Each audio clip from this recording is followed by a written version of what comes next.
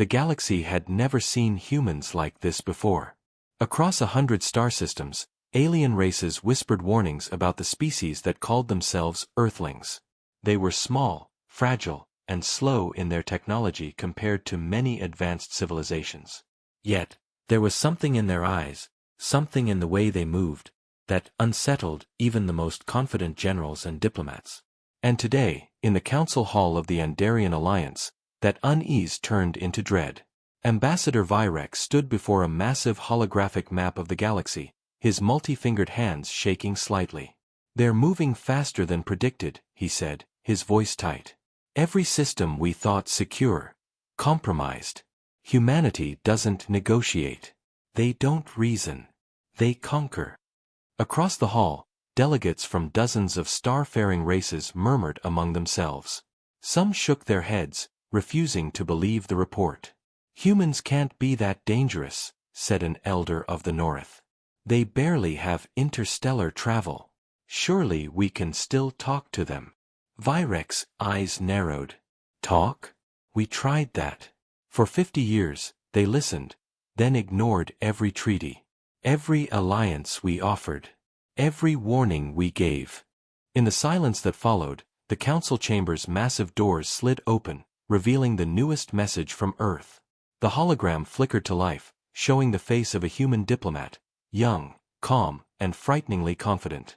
"We have no interest in your council," the human said. "Your treaties are meaningless. Any system that resists us will be removed. That is all." Gasps filled the chamber. Some delegates fell back in shock. Others fumbled at their translation devices, thinking it must be a mistake. But it wasn't. The humans were done talking. Far across the galaxy, on the barren ice world of Jorvath, Admiral Keelar watched the same broadcast with a clenched jaw. His fleet of 20 dreadnoughts hovered in orbit, engines glowing blue. "We underestimated them," he muttered. "We thought diplomacy could hold them. We thought our fleets would scare them. We thought wrong." On Earth, humans were already moving at their usual silent speed. Ships of strange angular design slipped through wormholes and emerged at the edge of previously secure systems. No announcements. No negotiations. Just a calculated, unstoppable advance. Entire star systems vanished from alliance maps within days, their populations assimilated, relocated, or, if necessary, eliminated. Back in the council hall, panic spread like fire. "How do we stop them?" demanded one of the smaller race delegates, her voice trembling. "Our fleets, our defenses, they're obsolete. They won't even slow them down." Vyrek turned, his gaze cold and sharp. "We have one option left," he said. "We must unite.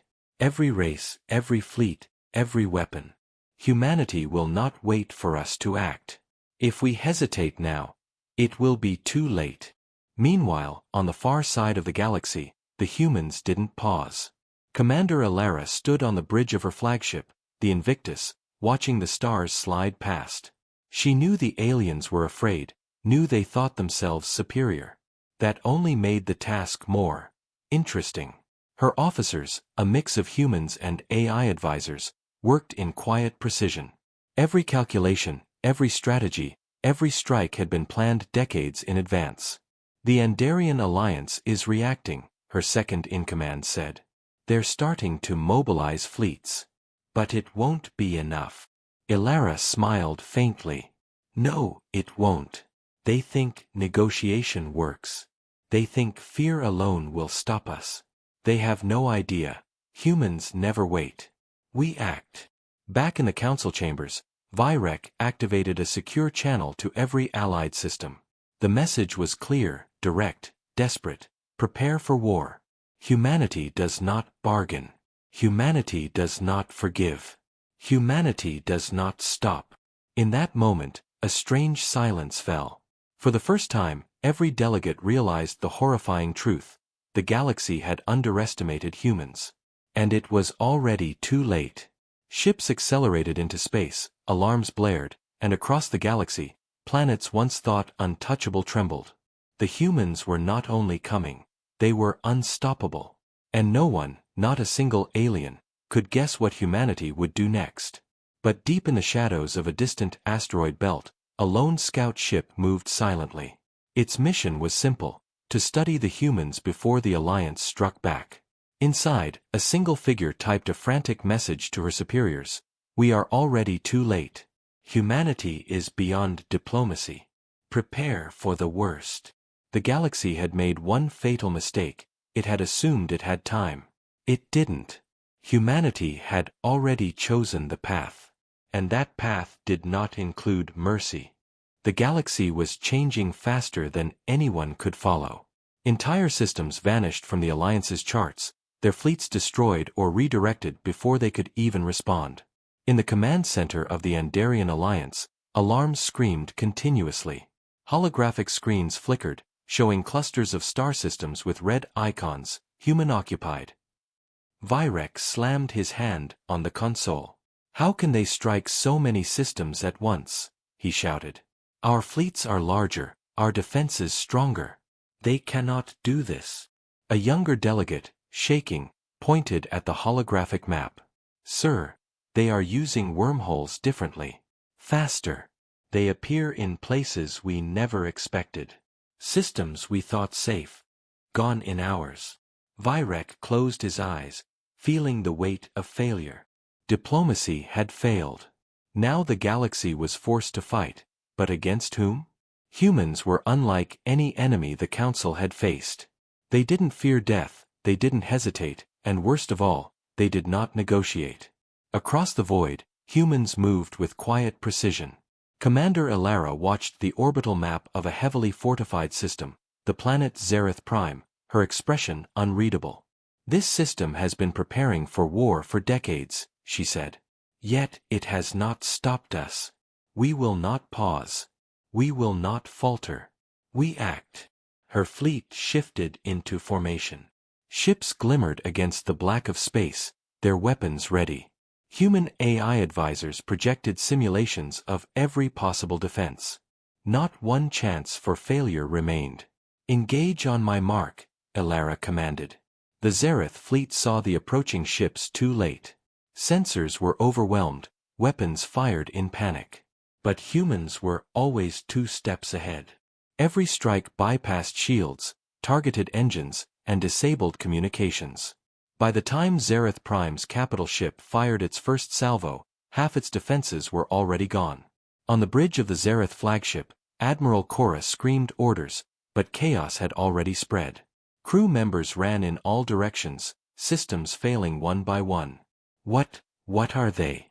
How can a small species? She paused as her own weapons were destroyed. Impossible. Meanwhile, Vyrek monitored multiple battles from the council chamber. Each report was worse than the last.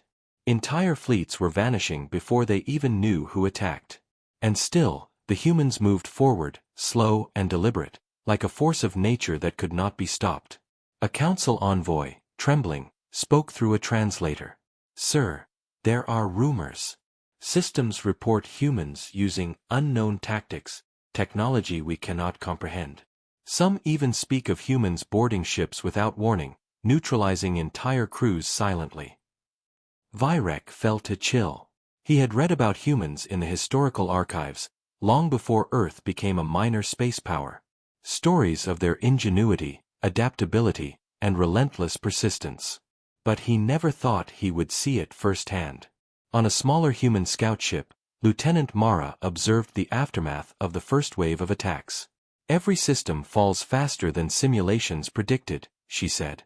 "It's almost unfair." Her commanding officer, Captain Wren, chuckled softly. "Humans aren't fair. They survive. They adapt. They think faster than anyone else.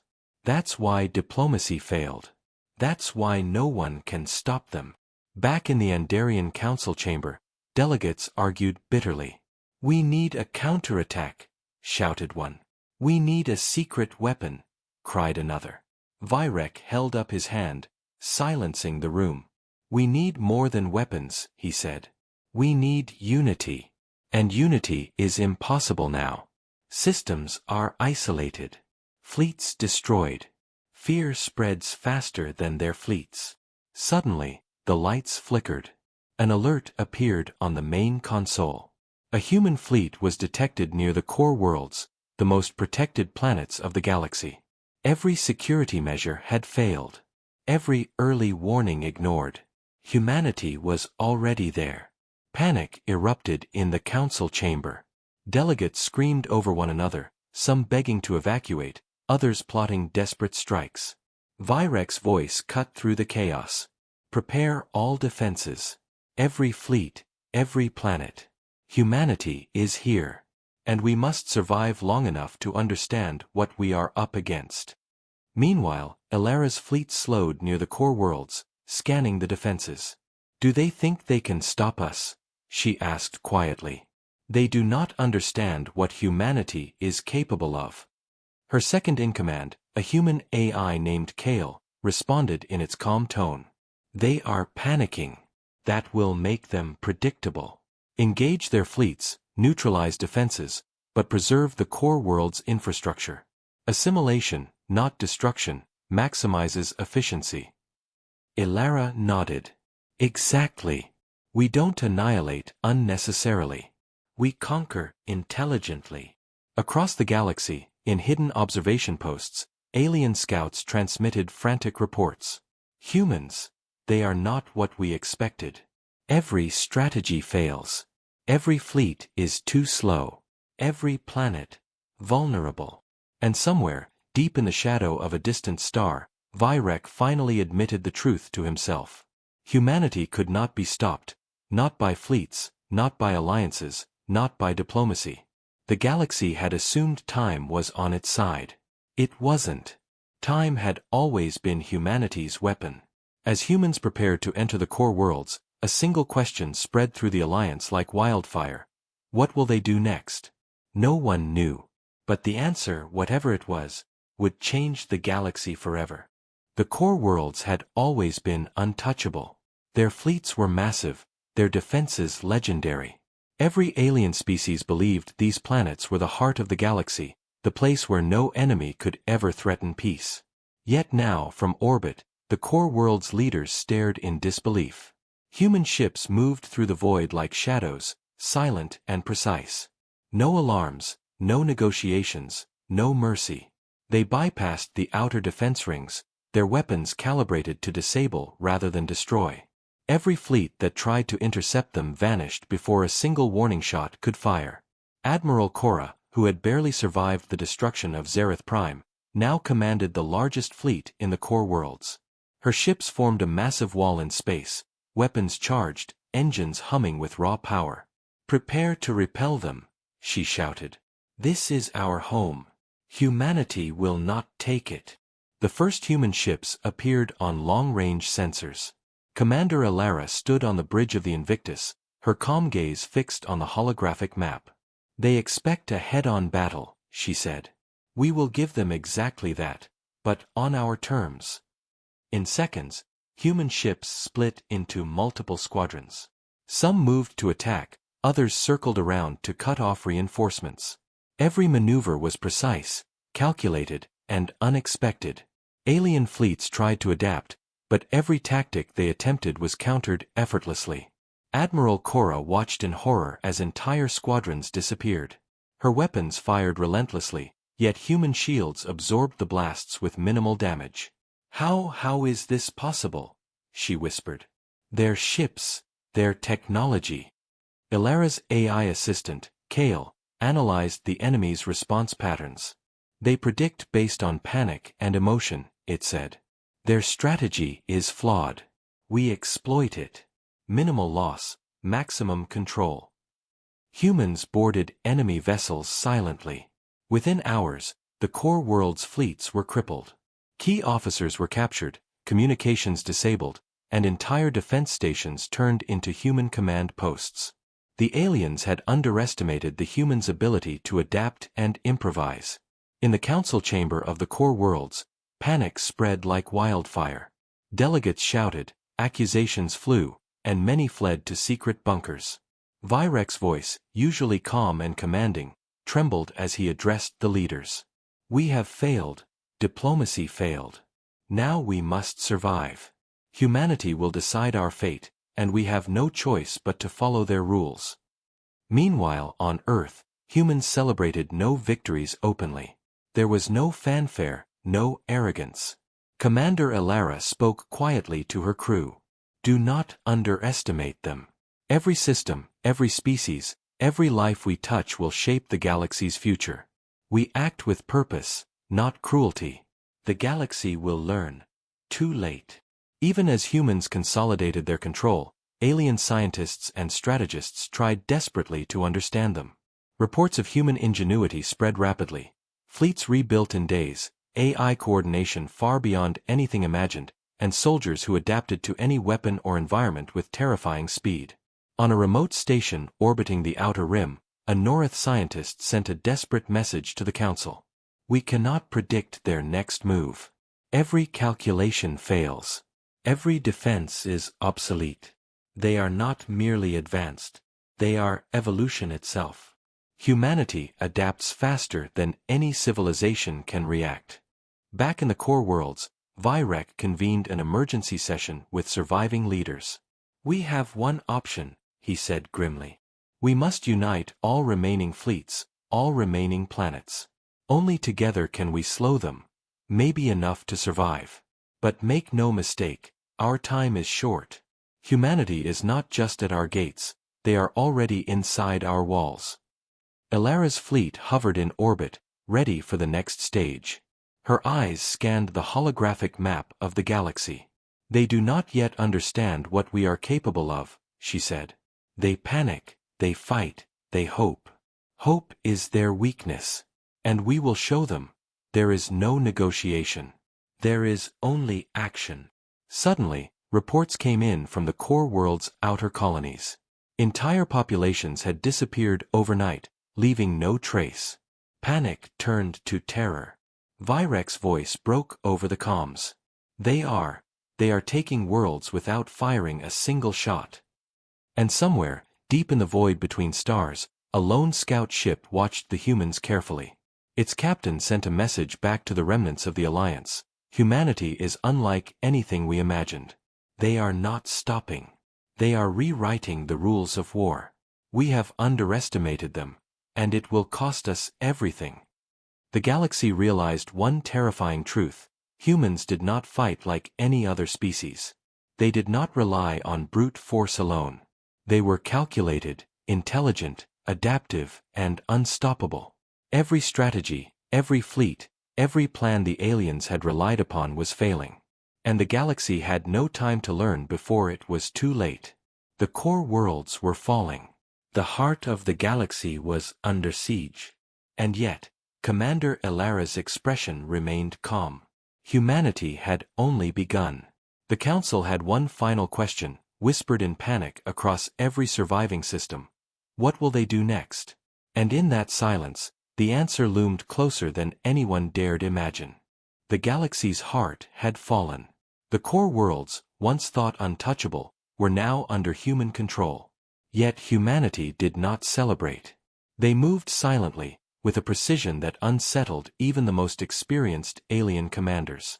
Victory was not enough. Strategy, efficiency, and intelligence guided every decision. Commander Elara stood on the bridge of the Invictus, observing the core worlds through the massive viewports. They are watching us, she said quietly, gesturing toward the holographic displays. Every move we make is studied, feared, and copied. But fear will not save them. Fear will only make them predictable. Her officers nodded. Humans had learned to act not only with strength but with understanding. They knew how to exploit fear, hesitation, and overconfidence. And the aliens, panicked and divided, provided the perfect canvas. On one of the core world colonies, Governor Thalric of the Andarian Alliance stared out over his shattered city. The humans had left it intact, but every building, every communication hub, and every transport station was under surveillance. It was clear, humanity did not destroy what they could use. They conquered by control, not annihilation. Meanwhile, in the council hall orbiting the last free planet, Vyrek convened the surviving leaders. His face was pale, the weight of failure evident in his eyes. "We cannot fight them conventionally," he admitted. "They are too fast, too clever, and too united. We must think differently. We must adapt, or the galaxy is lost." From the shadows of the outer rim, alien spies transmitted messages of fear. Humans were everywhere, on planets, in fleets, even within abandoned stations that had once been safe. Every move was coordinated, every strike precise, and every human soldier was trained to anticipate alien strategy before it even unfolded. In the core world's central command, the humans began implementing the next phase of their plan. "We must ensure order," Elara said. "Rebuild infrastructure, maintain communication, and neutralize resistance without unnecessary loss. If we show them strength and fairness, the galaxy will begin to understand that diplomacy is not weakness, it is our tool." Her officers nodded. Intelligence teams moved across planets, assessing local governments, population morale, and technological capabilities. Every leader who resisted was either removed or convinced to cooperate. Every fleet that challenged them was assimilated or redirected. Humanity's rule spread not with chaos, but with calculated efficiency. Admiral Cora, the last surviving fleet commander from the core worlds, attempted one last desperate strike. Her ships moved silently through wormholes, hoping to catch the humans off guard. But human scouts had already anticipated the move. Every vessel that approached was disabled before it could fire a shot. Cora's flagship, once a symbol of power, was now a cage, surrounded and immobilized by human technology. From Earth, intelligence analysts monitored the galaxy. "They are learning faster than anyone expected," said one human officer. "Every reaction, every strategy, every alliance is noted, analyzed, and countered. They think in centuries, we act in hours. This is why diplomacy failed before, it never reached us fast enough." Back in the council hall, Vyrek faced the terrifying reality. "They do not just fight," he said, voice low. "They think. They adapt. They learn from every mistake, including ours. And we have made many." Across the galaxy, smaller alien species tried to form coalitions, attempting guerrilla tactics, sabotage and misinformation campaigns. Yet every effort was anticipated and neutralized by humans. Fear, desperation, and hope collided in a galaxy that could no longer function under old rules. On one remote observation post, an alien scout transmitted a final panicked message before being captured. They are rewriting everything. They are not humans as we thought. They are evolution. They are the future. The galaxy cannot survive if they continue." Elara watched the report calmly. "Let them panic," she said. "Fear will make them predictable. And predictability is our greatest advantage." Vyrek, desperate and beaten, gathered the surviving leaders of the galaxy's factions. His final plea was simple: unite or die. But unity was almost impossible. Distrust, fear, and decades of rivalry kept the factions divided. Humanity, however, was united. Every decision, every strike, every plan worked in harmony. The difference was clear and terrifying. As humans prepared to expand beyond the core worlds, reaching into the neighboring sectors, the galaxy faced an unthinkable question. Could any force survive against a species that acted faster, smarter, and without hesitation? And in the quiet of space, among the stars, the answer became undeniable. Humanity was not merely a threat, they were the standard. Every species, fleet, and world would soon measure themselves against the unstoppable rise of humans. The galaxy had one final chance to respond, but even now, Commander Elara's calm voice reminded her crew, "We move forward. No negotiation. No hesitation. The galaxy will follow, or it will be left behind." The silence that followed was heavier than any cannon fire. Every system, every fleet, every planet held its breath, waiting for the next human move. And that move, when it came, would change the rules of the galaxy forever. Beyond the core worlds, the galaxy trembled. Human fleets moved outward, faster and smarter than any alien intelligence could anticipate. Star systems that had never known war now faced a species unlike any other. Humans. Their methods were precise, calculated, and terrifyingly effective.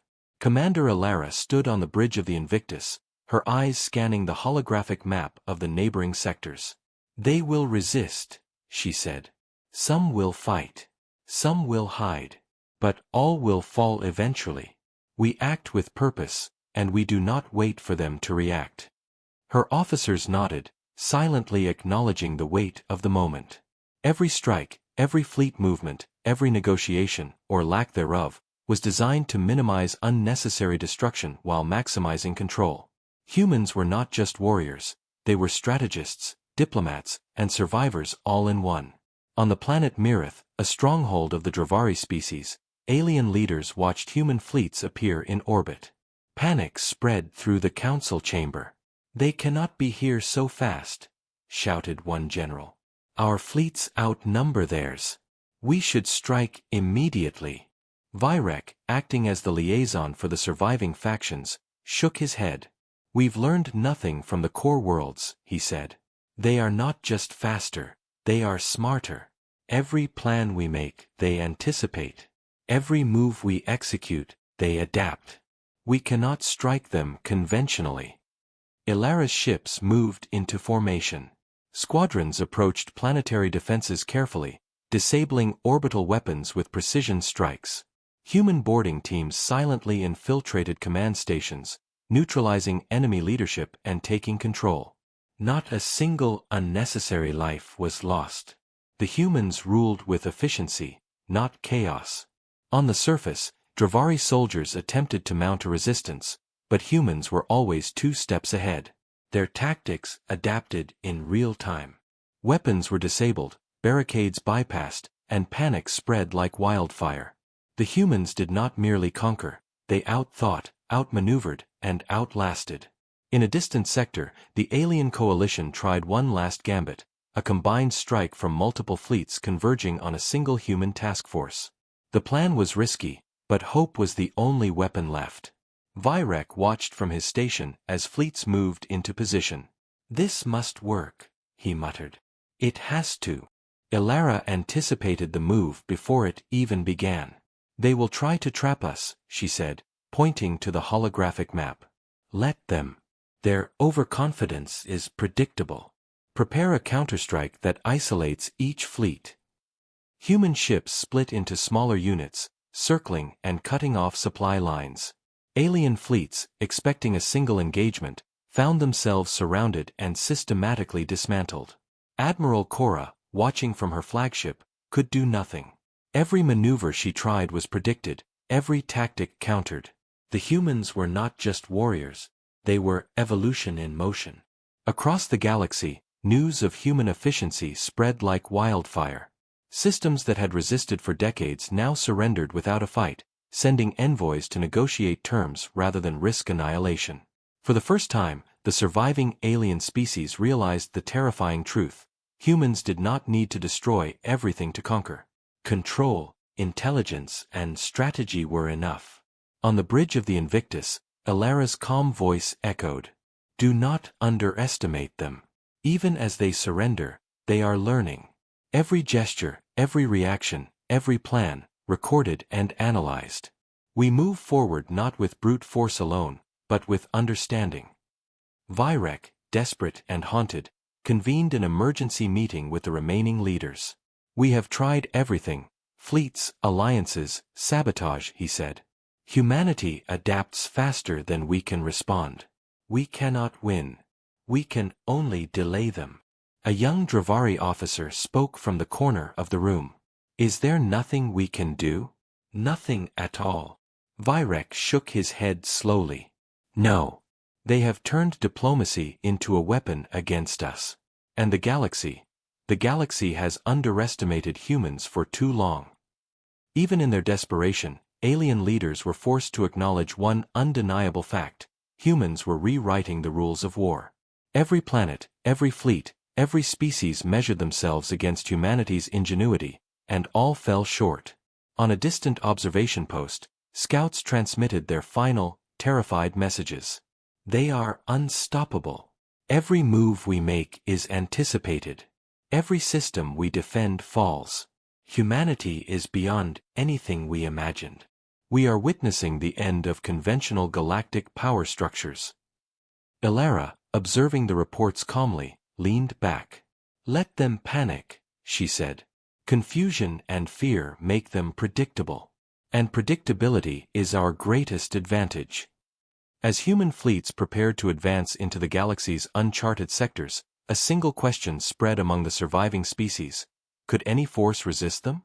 Could any species survive their intelligence, speed, and determination? The galaxy had learned too late. Humanity did not bargain. Humanity did not wait. Humanity acted. And with each passing moment, the balance of power shifted irrevocably in favor of a species that refused to be underestimated. The core worlds were only the beginning. And as the humans moved forward, one undeniable truth became clear. The galaxy would never be the same again. The galaxy was on the brink of collapse. Systems once thought secure had fallen. Fleets that had prided themselves on power were now scattered, leaderless, and overwhelmed. Only a few pockets of resistance remained, clinging desperately to hope. Commander Elara stood on the bridge of the Invictus, observing the galaxy's vast holographic map.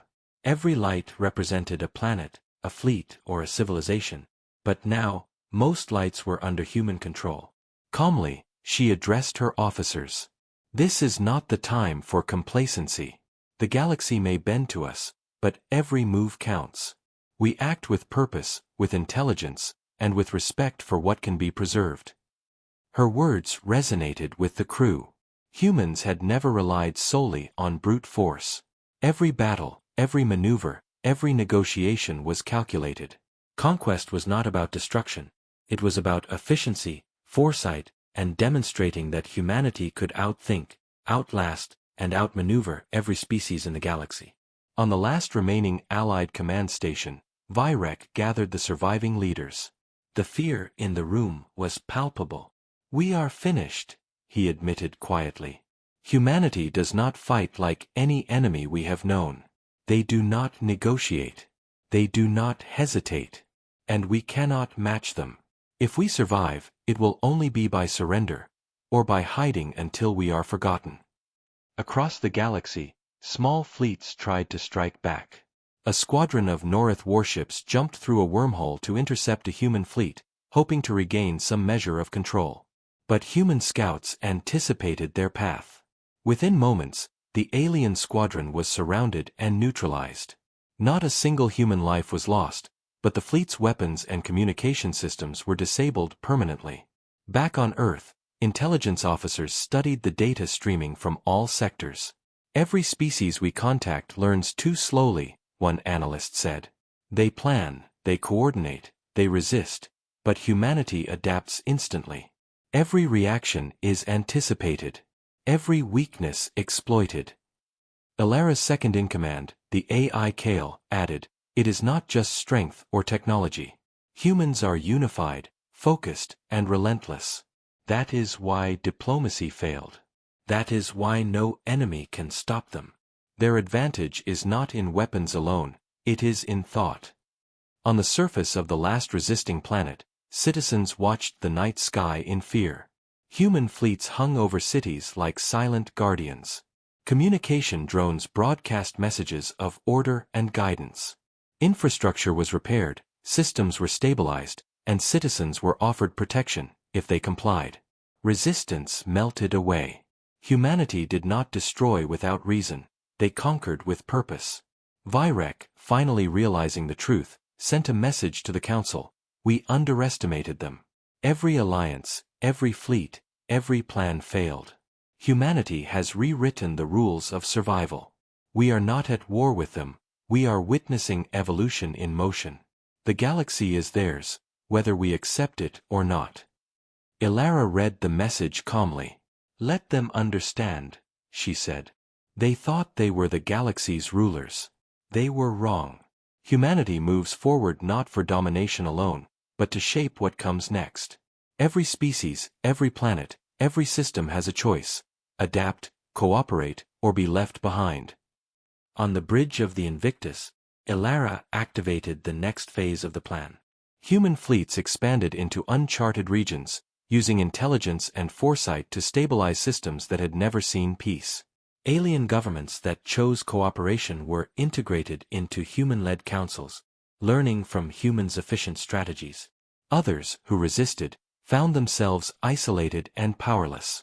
Even in defeat, the galaxy could not ignore humanity's achievements. Humans had turned fear into strategy, conflict into unity, and intelligence into an unstoppable force. Diplomacy had failed not because it was flawed, but because humanity had surpassed all expectations. From a distant observation post, a lone alien scout transmitted a final report: "They are beyond comprehension. They do not fight like we fight. They do not fear like we fear. Humanity is not just strong. They are inevitable. The galaxy will never be the same." Elara watched the transmission with quiet satisfaction. "It is inevitable," she said. "We act. We adapt. We lead. Humanity is not only a species, we are the standard against which the galaxy will measure itself." The last remnants of resistance either surrendered or vanished into the outer rim. Star systems once lost to chaos now followed human guidance. The galaxy, once fragmented by fear, rivalry, and misunderstanding, had been reshaped. Not by destruction, but by the force of intelligence, foresight, and unity. And in the silence of space, where stars shone over countless worlds, one undeniable truth emerged. Humanity had ended diplomacy, but in its place, they had created order, efficiency, and a new era. The galaxy had learned too late what it meant to underestimate humans. Commander Elara stood on the bridge, looking out at the endless expanse of stars. "We move forward," she said softly.